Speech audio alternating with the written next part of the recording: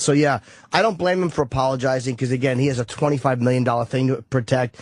So I'm not going to trash Tosh for apology. He's an edgy dude, and, you know. Well, what I said about that is, you know, if you had the people behind the show stepping up and protecting you, then, you know, these guys wouldn't have to apologize. I've completely changed my whole stance on apologizing. You have no choice. Yeah. Because the next time we get in trouble here, we know damn well no one at SiriusXM is going to step forward and protect us and go, look, they have the right, they were doing this, and try to explain to these people. Wouldn't that be nice? They will leave us to hang, man. They always do. And so this is every company. And that's why then the artists, and they all look like assholes, and we have looked like assholes ourselves. You have to fucking apologize. Yeah. You have no fucking choice. And comics, the logical if you like thing, what you do, and if you like the gig you're at. You have to apologize or you're going to lose it. But the fact is, like, next time we get in trouble, Scott Greenstein or one of these guys should be front and center because they know how all this works. But that ain't going to happen, and we know that.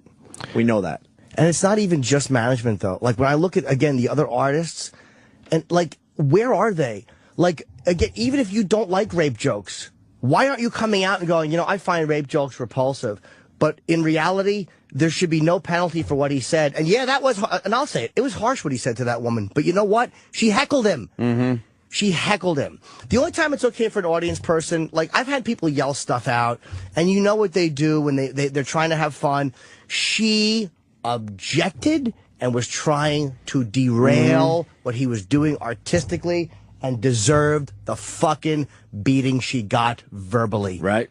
So I don't buy this victim shit. Hey, you know, all these people, we were in a closed space. Then why didn't you just leave quietly? He was encouraging a gang rape. But he really wasn't. Well, that's what I've And she knows that. A few people have hit me up with that one. He was encouraging a gang rape. Do you think he was really trying to get everyone to rape her? Yeah. It's so ridiculous. Of course not. Yeah. That's the absurdity of it. And they know that on some level, dude. It's almost like they know that he was not encouraging that, but they can't acknowledge that any more than they can acknowledge that actors have a different set of rules because if they don't, my argument's shot. Right. They don't want to lose the argument.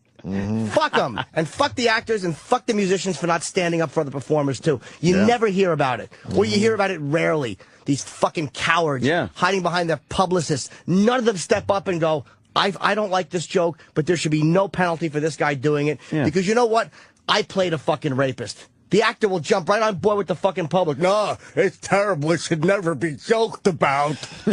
Unless, of course, it's for Christian Bale making a funny remark after a murder in American Psycho. Then it's acceptable. I don't know what character that was. I like was outraged. I like angry. Guy. I like that character. He was very angry. I thought it was sort of going away, but I guess not, huh? Where is it at right now? It's just on More Twitter bloggers and all that shit. Yeah.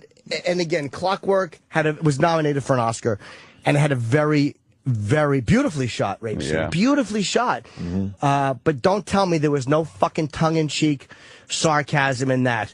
Or the fucking beauty of putting classical music to absolute pointless violence. There you go. Oh, but Kubrick was making a... Sure he was. And so is Anthony Burgess when he wrote it. But it's all fucking fair game. Yeah. The only judgment is if the audience doesn't laugh, they don't like it. Okay. That's the penalty you pay. And if she walked out and said, I just didn't go for that, I would have a lot of respect for the fact that she was at a show, she didn't enjoy what she was hearing, and like a big girl, she left. But instead, she wants the whole crowd to feel like she does. That's crazy. That's what drives me crazy. That's crazy talk. You know how dumb a comic would look if people got up and walked out of his act and he got all mad like, oh, I was telling jokes and people were walking out. Like, that's looking bad because you suck or whatever.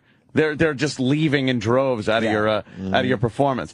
But to stand up and start giving the guy shit because you don't appreciate the humor, shut the fuck up. He had every right to fucking cheer on a gang rape of her. And these phony feminists are just sticking on the point of it's a woman, it's a woman's issue, we have to stick with her. How about for once you be less predictable than the religious right? You fucking dopey libs. How about for once you act like you say you want things to be. You want freedom of speech, you want freedom of expression, you want alternative thought to be embraced. How about for once you defend something unpopular? Bravo. Fucking Christ, it drives me nuts. But anyway, good job. He'll be Jimmy. fine. He'll be fine. Yeah, I think I hope he will so. be. I like.